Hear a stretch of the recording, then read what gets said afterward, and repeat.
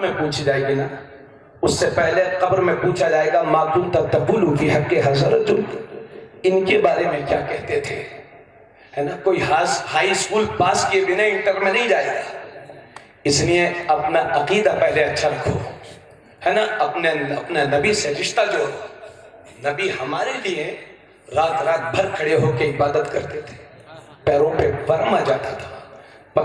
طائف کے میدان میں پتھر سہے ہیں. نبی نے ہمارے لیے ایک مہینے تک میرے نبی کے گھر میں چولہا نہیں جلا. اسلام بہت آسانی کے ساتھ ہم کو مل گیا ہے نا. اس لیے اللہ کی اس نعمت کا کھل کر کے اظہار کیا کرو اور نمازوں کی پابندی کیا کرو. نماز ایک ایسی چیز ہے کہ اگر کوئی ایک بار بھی نہ کہے نماز پڑھنے کے لیے، تب یہ مت سمجھنا کہ نماز کوئی ہلکی چیز ہے.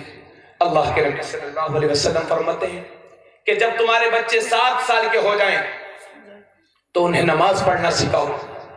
10 سال کے ہو جائیں تو انہیں مار کر کے نماز پڑھاؤ. لیکن ڈنڈے سے نہیں مارنا ہے، ہاتھ سے مارنا ہے. تھوڑا سا کہ بچہ مسجد جائے، حالانکہ اس پر ابھی نماز فرض نہیں ہے، مگر اس کو مسجد بلایا جا رہا ہے تاکہ اس کی عادت پڑ جائے. اور اللہ کے نبی فرماتے ہیں جب بچہ 7 سال کا ہو جائے تو اس کو نماز سکھاؤ، مسجد لے جاؤ. اور جب بچہ 10 سال کا ہو جائے تو اس کا بستر الگ کر دو. بھائیوں کے ساتھ یا بہنوں کے ساتھ اسے مت سلاؤ، بستر الگ کر دو. اللہ کے نبی صلی اللہ علیہ وسلم فرماتے ہیں کہ جو نماز پڑھتا ہے تو نماز اس کے ایمان کے کمپلیٹ ہونے کی دلیل ہے. جو نماز پڑھتا ہے نماز اس کے لیے نور کا ذریعہ ہوگی. اللہ کے نبی فرماتے ہیں جو نماز پڑھتا ہے نماز اس کے لیے بخشش کا ذریعہ ہوگی. 3 باتیں فرمائیں. نماز جو پڑھے گا نماز اس کے لیے ایمان کے مکمل ہونے کی دلیل ہوگی، نماز اس کے لیے نور کا سبب ہوگی، نماز اس کے لیے بخشش کا ذریعہ ہوگی. اس کے بعد حضور فرماتے ہیں جو نماز نہیں پڑھتا تو نماز اس کے لیے نور کا ذریعہ نہیں ہوگی، ایمان کے کمپلیٹ ہونے کی دلیل نہیں ہوگی. جو نماز نہیں پڑھتا اس کی بخشش نہیں ہوگی. اس کے بعد جو نبی نے تاریخی جملے فرمائے نا، آقا فرماتے ہیں جو نماز نہیں پڑھتا اس کا حشر قارون کے ساتھ ہوگا، اس کا حشر فرعون کے ساتھ ہوگا، اس کا حشر ابی بن خلف کے ساتھ ہوگا. تو کڑری اور اطراف کے میرے سنی بھائیوں، اب میں آپ سے کہنا چاہتا ہوں اپنا حشر قارون کے ساتھ چاہتے ہو تو نماز مت پڑھو. اپنا حشر فرعون کے ساتھ چاہتے ہو تو نماز مت پڑھو. اپنا حشر ابی بن خلف کے ساتھ چاہتے ہو تو نماز مت پڑھو. اور میرے نبی کے قدموں میں رہنا چاہتے ہو تو نماز پڑھو. غوث اعظم کے قرب میں رہنا چاہتے ہو تو نماز پڑھو. نماز آپ کو بلندیوں پر لے جائے گی، نماز آپ کو ترقی پر لے جائے گی. اللہ کے نبی صلی اللہ علیہ وسلم کا میلاد جو منا رہے ہیں، بہت سارے لوگ بہکاتے ہیں کہ ارے بتاؤ 12 ربیع الاول شریف کو حضور کا وصال ہوا اور 12 تاریخ کو حضور نے پردہ فرمایا، 12 کو ہی حضور کا میلاد ہوا، حضور پیدا ہوئے. کہتے نا تو لوگ کہتے ہیں کہ اس دن غم کرنا چاہیے. کہتے نا سنیے 12 ربیع الاول شریف کو حضور پیدا ہوئے ہیں، اس پر جمہور علماء کا مورخین کا اتفاق ہے.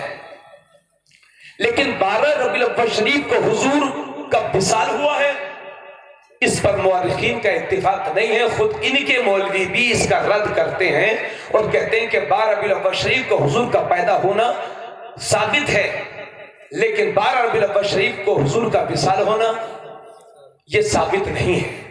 پھر اگر مان بھی لو کہ حضور کا وصال اسی دن حضور پیدا ہوئے اور اسی دن حضور کا وصال ہوا، تو میں کہتا ہوں کہ آنا پہلے ہوتا ہے، جانا بعد میں ہوتا ہے. زندگی پہلے ہوتی ہے، موت بعد میں ہوتی ہے. حیات پہلے ہوتی ہے، وفات بعد میں ہوتی ہے. تو پہلے ہمیں نبی کے آنے کی خوشیاں تو منا لینے دو، زندگی رہی تو غم بھی منا لیں گے. مگر غم کریں تو کس کا؟ ارے وہ کئی طرح ڈپلیکیٹ ہوگا جو مر گیا ہوگا.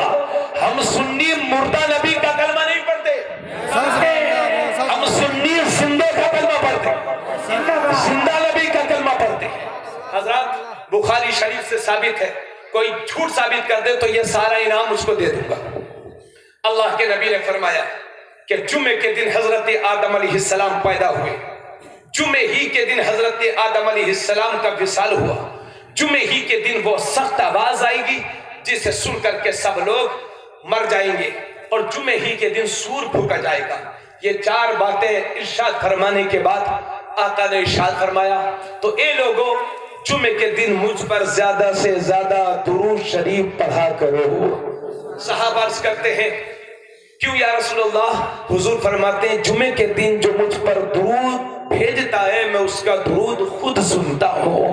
صحابہ عرض کرتے ہیں یا رسول اللہ جب تک آپ بقید حیات ہیں، ظاہری طور پر ہمارے سامنے ہیں، تب تک تو آپ سنیں گے، لیکن جب آپ دنیا سے تشریف لے جائیں گے تب بھی آپ سنیں گے۔ تو حضور نے فرمایا ان اللہ حرم علی الارض ان تأکل اجساد الانبیاء فنبی اللہ حی یرزق، بے شک اللہ نے زمین پر حرام قرار دے دیا ہے کہ نبیوں کے جسموں کو کھائے، لہٰذا اللہ کے نبی زندہ ہیں، انہیں قبروں میں روزی دی جاتی ہے، رزق پہنچایا جاتا ہے۔ زندہ نبی کے ماننے والے محبت سے بولیں یا رسول اللہ، یا رسول اللہ، یا رسول اللہ۔ یہ کہتے ہیں غم کرو غم کرو، تو تیرا کوئی مرا ہوگا تو غم کر، ہمارا تو کوئی مرا نہیں ہے، ہم تو زندہ نبی کا کلمہ پڑھتے ہیں۔ اور مزے کی ایک بات بتائیں آپ کو، اسلام میں غم ہے ہی نہیں، سمجھ گئے کیوں؟ کیونکہ جب آپ کے گھر میں بچہ پیدا ہوتا ہے تو حضور فرماتے ہیں کہ لڑکا پیدا ہو تو عقیقہ کرو، عقیقہ سنت ہے، 2 بکرا ذبح کرو، لڑکی پیدا ہو تو 1 بکری ذبح کرو، لیکن کسی کے گھر میں لڑکا پیدا ہوا استطاعت نہیں ہے تو وہ 1 بکرا بھی کر لے یا 1 بکری بھی کر لے، کوئی حرج نہیں۔ آقا کریم صلی اللہ علیہ وسلم فرماتے ہیں کہ لڑکا پیدا ہو تو 2 بکرا، لڑکی پیدا ہو تو 1 بکری، ٹھیک ہے؟ اور علماء نے لکھا ہے کہ جو بچے نابالغی میں ہی دنیا سے چلے جاتے ہیں تو وہ قیامت کے دن اپنے ماں باپ کے شفاعت کا ذریعہ بنیں گے، بخشش کا ذریعہ بنیں گے، مگر جو بچے بچپن میں مر گئے اور ان کے والد استطاعت والے تھے، حیثیت والے تھے کہ عقیقہ کر سکتے تھے پھر بھی نہیں کیا، تو اگر وہ بچے نابالغی میں ہی مر گئے تو وہ اپنے ماں باپ کے لیے شفاعت کا ذریعہ نہیں بنیں گے۔ اس لیے اللہ دے تو عقیقہ کرو۔ تو بھائیو جب لڑکا پیدا ہو تو حضور نے کیا فرمایا؟ خوشی کرو، سبحان اللہ، ہے نا؟ خوشی کرو، رشتہ داروں کو بلاؤ، پڑوسیوں کو، دوستوں کو بلاؤ، کھلاؤ، خوشی کرو۔ اور جب کسی کے گھر میں انتقال ہوتا ہے تو اللہ کے نبی نے کہیں فرمایا کہ بھینسا ذبح کرو؟ نہیں، بلکہ کیا فرمایا کہ غم مت کرو، 3 دن سے زیادہ غم کرنا جائز نہیں ہے۔ یہ مسئلہ تو عورتیں بھی جانتی ہیں، کوئی زیادہ روتی ہے، کوئی عورت میت پہ تو بہن کہتی ہے بہنی کم رو، کیونکہ رونے سے مردے کو تکلیف ہوتی ہے۔ ہاں 4 مہینے 10 دن کا غم وہ منائے گی کہ جس عورت کا شوہر انتقال کر جائے، وہ 4 مہینہ 10 دن کا غم منائے گی۔ باقی اسلام میں غم، اسلام میں غم ہے ہی نہیں۔ اسلام میں غم جب ہے ہی نہیں تو ہم غم کس کا کریں؟ تو جب ارے یار مولوی صاحب اپنے بچے کا برتھ ڈے منائیں تو جائز، اور ہم نبی کا یوم پیدائش منائیں تو یہ حرام کیوں؟ حیرت کی بات ہے یار، جب 15 اگست آتی ہے تو یہ بھی جھنڈے لہراتے ہیں، میرا دل خوش ہوا کہ پنڈال کے اوپر بھارت کا جھنڈا لگا ہے۔ ارے ناز ہے ہمیں اس بھارت پر، ہماری قربانیاں ہیں یار، ہے نا؟ جو تاج محل ہندوستان کی شان بنا ہوا ہے اس کے گیٹ پر قرآن کی آیتیں لکھی ہوئی ہیں، اور یہ بتانے کے لیے کافی ہے کہ یہ کسی اور کی نشانی نہیں ہے، محمد کے غلام کی نشانی۔ سبحان اللہ، سبحان اللہ۔ ملک کا پردھان منتری جس لال قلعہ پر کھڑے ہو کر کے 15 اگست کو بھاشن دیتا ہے وہ بھی محمد کے غلام کے نشانی۔ 15 اگست کو خوشی مناتے ہیں، ہم بھی مناتے ہیں، لڈو بانٹتے ہیں۔ اچھا یہ بھی مناتے ہیں کہ نہیں؟ بھابھی مناتے ہیں کہ نہیں؟ مناتے ہیں، جھنڈا لہراتے ہیں۔ جب ہم 12 ربیع الاول شریف منائیں، جلوس نکالیں، حضور کا میلاد منائیں تو کہتے ہیں قرآن میں کہاں لکھا ہے؟ اب ان وہابیوں سے پوچھو کہ 15 اگست قرآن میں کہاں لکھا ہے؟ اور اگر انہوں نے اپنی ماں کا اوریجنل دودھ پیا ہے نا تو سارے وہابی گورنمنٹ کو خط لکھیں کہ ہم 15 اگست نہیں منائیں گے کیونکہ قرآن میں نہیں لکھا، مگر میں جانتا ہوں یہ ایسا نہیں کریں گے کیونکہ ایسا کریں گے تو کھٹیا کھڑی بستر گول ہو جائے گا، ہے نا؟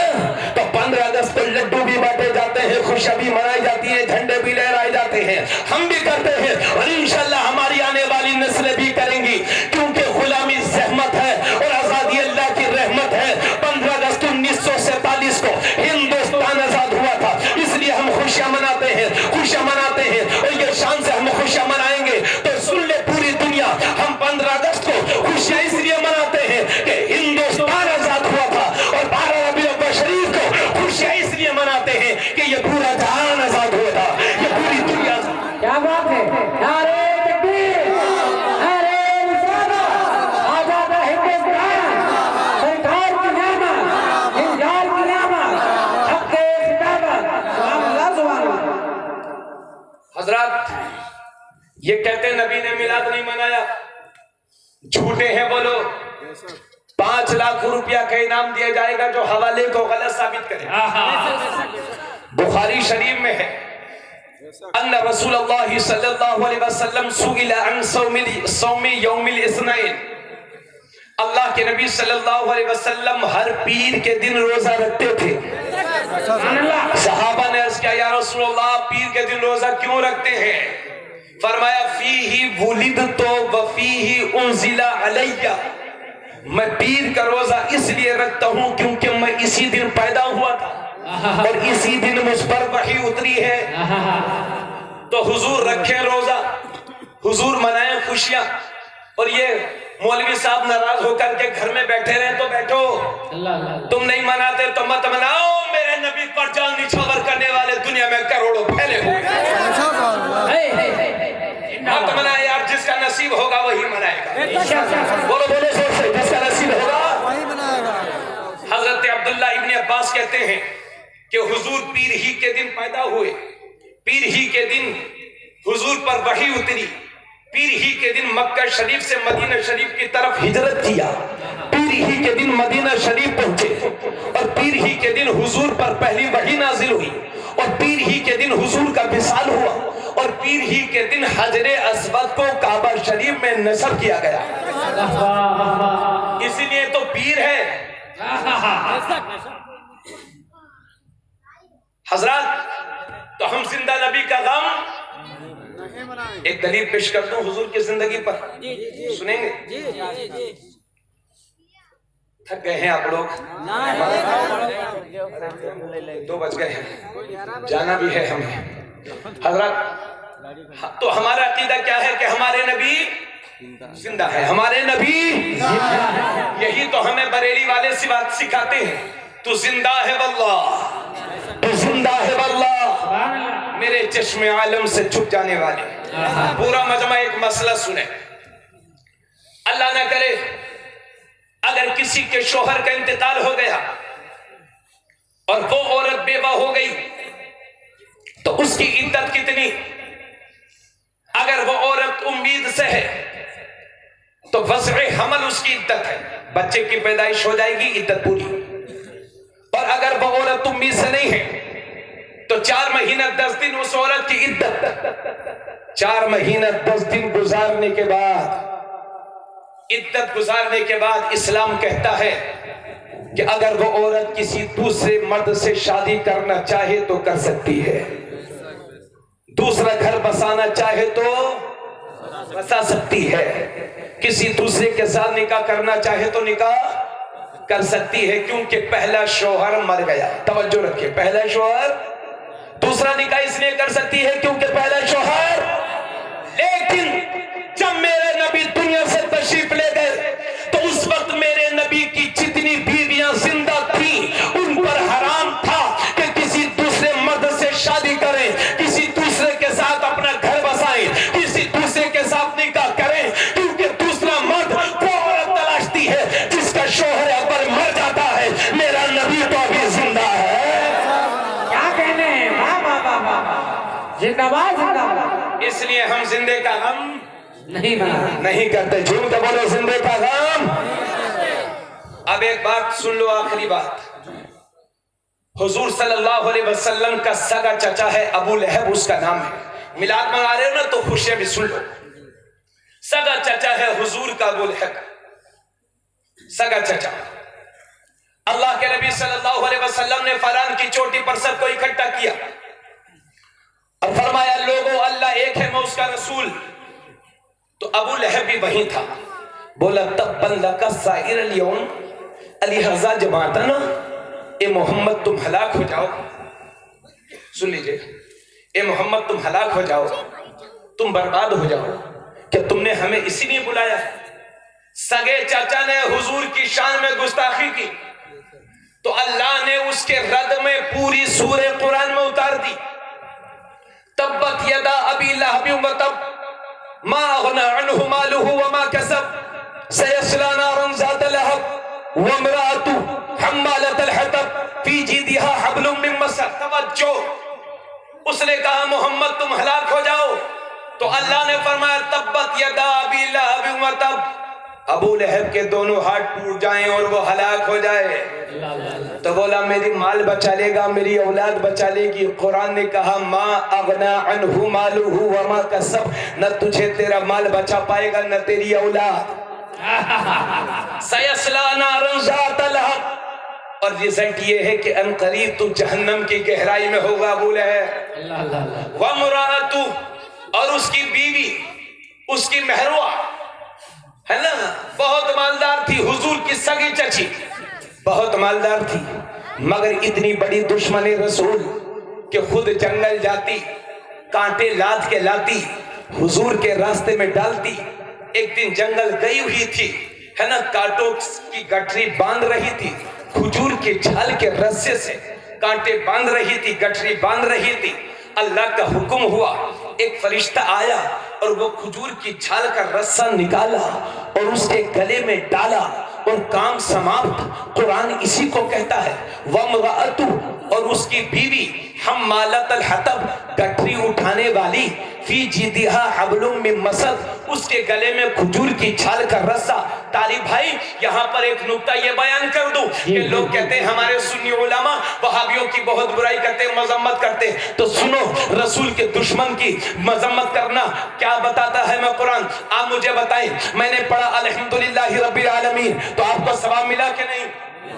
مجھے سنانے کا، آپ کو سننے کا۔ میں نے پڑھا وَمَا أَرْسَلْنَاكَ إِلَّا رَحْمَةً لِلْعَالَمِينَ، آپ کو بھی ثواب مجھے بھی ثواب۔ پہلی آیت سے اللہ کی تعریف، دوسری آیت میں مصطفیٰ کی تعریف۔ اب ذرا ذہن حاضر کریں، میں نے پڑھا تبت یدا ابی لہب وتب، پوری سورہ پڑھ گیا، آپ کو بھی ثواب مجھے بھی ثواب۔ تو قرآن نے مثال دے دیا کہ اے لوگوں خدا کی تعریف کرو تو بھی ثواب ہے، مصطفیٰ کی تعریف کرو تو بھی ثواب ہے، اور رسول کے دشمنوں کی مذمت کرو تو بھی کیا کہنے ہیں تو بھی مت کہنا ہمارے علماء برائی کرتے ہیں۔ اب ذرا ذہن بالکل قریب، مزہ آ جائے گا انشاءاللہ۔ یہی حضور کا سگا چچا ابو لہب، جب میرے نبی اپنی ماں کے پیٹ میں صرف 2 مہینے کے تھے تو 27 سال کی عمر پا کے حضرت عبداللہ دنیا سے تشریف لے گئے، اور جب نبی کی پیدائش ہونے والی تھی تو ابو لہب کی ایک باندی تھی جن کا نام تھا سویبہ، وہ حضور کی رضاعی ماں بھی ہے، وہ حضور کی رضاعی ماں، سن لیجئے، رضاعی ماں اسے کہتے ہیں جو دودھ پلائے۔ ابو لہب کی باندی تھی سویبہ۔ ابو لہب نے کہا سویبہ جاؤ، میری بھابی اکیلی ہیں، ان کے یہاں بچے کی پیدائش ہونے والی ہے، تم جا کر کے مدد کر دو۔ سویبہ پہنچی، اور جیسے ہی میرے نبی دنیا میں تشریف لائے تو سویبہ دوڑی دوڑی آئی، کہا آقا آقا آپ کو مبارک ہو، آپ کا بھتیجا آیا ہے۔ تو ابو لہب نے یہ والی انگلی اٹھائی اور کہا سویبہ جاؤ تم آزاد ہو۔ نبی کے قدموں کی برکت تو دیکھو کہ جب تک نبی تشریف نہیں لائے تھے سویبہ باندھی تھی، نبی آ گئے فوراً آزادی مل گئی۔ سبحان اللہ، سبحان اللہ۔ حضرات یہی ابو لہب جب مرا اور جہنم میں پہنچا تو 1 سال کے بعد ابو لہب کے بھتیجے حضرت عبداللہ، حضرت عباس کے لڑکے حضرت عبداللہ، انہوں نے خواب میں ابو لہب کو دیکھا، کہا کیا کنڈیشن ہے؟ کہا مت پوچھو برا حال ہے، چاروں طرف آگ ہی آگ ہے، یہاں کوئی سکون کی بات ہے ہی نہیں، آگے آگ پیچھے آگ دائیں آگ بائیں آگ، ہر لمحہ ہر ساتھ پریشانی ہی پریشانی ہے۔ جب سے تم سے جدا ہو کے آیا ہوں سکون کا ایک لمحہ بھی میسر نہیں ہوا، مگر ہاں ایک بات ہے، جب پیر کا دن آتا ہے اور مجھے پیاس لگتی ہے تو میں اسی انگلی کو چوس لیتا ہوں کہ جس انگلی کو اٹھا کر کے میں نے حضور کی پیدائش کی خوشی میں سویبہ کو آزاد کیا تھا۔ ابو لہب کہتا ہے جب وہ اس انگلی کو میں چوس لیتا ہوں تو مجھے سکون مل جاتا ہے، مجھے اطمینان ہو جاتا ہے، میری پیاس بجھ جاتی ہے۔ سوچو عاشقو، جب نبی کا اتنا بڑا دشمن نبی کا میلاد منائے تو مرنے کے بعد اسے جہنم میں فائدہ پہنچے، اور ہم نبی کا غلام ہو کر کے نبی کا میلاد منائے تو کیوں نہ ہم سب کی بخشش ہو جائے، ہماری نسلوں کی بخشش ہو جائے۔ حضرات میرا نبی اس شان کے ساتھ تشریف لایا، حضرت آمینہ کہتی ہیں کہ جب نبی کی آمد ہونے والی تھی تو حضرت جبرائیل ایک شربت لے کے حاضر ہوئے، وہ شربت دودھ سے زیادہ سفید، شہد سے زیادہ میٹھا اور مشک سے زیادہ خوشبودار تھا۔ حضرت جبرائیل کہتے ہیں آمینہ پی لو، حضرت آمینہ کہتی ہے میں نے پی لیا، حضرت جبرائیل کہتے ہیں اور پی لو، حضرت آمینہ کہتی ہے میں نے اور پی لیا۔ اس کے بعد حضرت جبرائیل ہاتھ باندھ کے کھڑے ہو گئے، عرض کرتے ہیں یا رسول اللہ اظہر یا سید المرسلین، اظہر یا رحمت للعالمین، اظہر یا نورا من نور اللہ، اے نورا من نور اللہ، اے رحمت للعالمین، اب تو آ بھی جاؤ، اب تو ظاہر ہو بھی جاؤ، اب تو دنیا میں تشریف بھی لاؤ۔ تو اس شان کے ساتھ میرا نبی تشریف لایا۔ حضرت آمینہ کہتی ہیں خرج منی نور، جب میرے نبی تشریف لائے تو مجھ سے ایک نور نکلا، ایک ایسا نور نکلا کہ جس کی روشنی میں میں نے سیریا ملک شام کے محلات دیکھ لیے، اور محل کیا بصرہ میں جو اونٹ چل رہے تھے ان کی گردن بھی حضرت آمینہ کو نظر آ رہی تھی۔ سبحان اللہ، اس شان سے میرا نبی تشریف لایا۔ اور بچے ہوتے ہیں تو اتنی ان کی ختنہ کروانا پڑتی ہے، میرے نبی ختنہ شدہ تشریف لائے تھے۔ اور بچے پیدا ہوتے ہیں تو ان کی ناف کٹوانا پڑتی ہے، میرے نبی ناف بریدہ تشریف لائے تھے۔ اور بچے آتے ہیں تو ساتھ میں گندگیاں لاتے ہیں، میرے نبی تشریف لائے تو پورا مکہ خوشیوں سے مہک اٹھا، کعبہ بھی جھوم اٹھا نبی کے در کی طرف۔ اس شان کے ساتھ میرے نبی دنیا میں تشریف لائے، اور تھوڑی دیر کے بعد پہلو بدلا، زمین پہ سر رکھا، دنیا دیکھ رہی تھی بچہ زمین پہ سر رکھ رہا ہے مگر لب مبارک ہل رہے تھے، دنیا کو لگ رہا تھا بچے نے سر رکھا، مگر عاشق کہتے ہیں نبی سجدے میں تھے اور زبان سے نکل رہا تھا ربی حبلی امتی، رب لی حبلی امتی۔ اس شان سے میرے نبی تشریف لائے ہیں، سبحان اللہ سبحان اللہ۔ اس لیے میرا بریلی کا امام کہتا ہے جس سہانی گھڑی چمکا طیبہ کا چاند، اس دل افروز سعد پہ لاکھ السلام۔ آپ کا بہت وقت لیا، اللہ رب العزت آپ کے ہر لمحے کو قبول فرمائے۔ تکلیف دینے کے لیے معذرت، وما علینا الا البلاغ۔ السلام علیکم ورحمۃ اللہ۔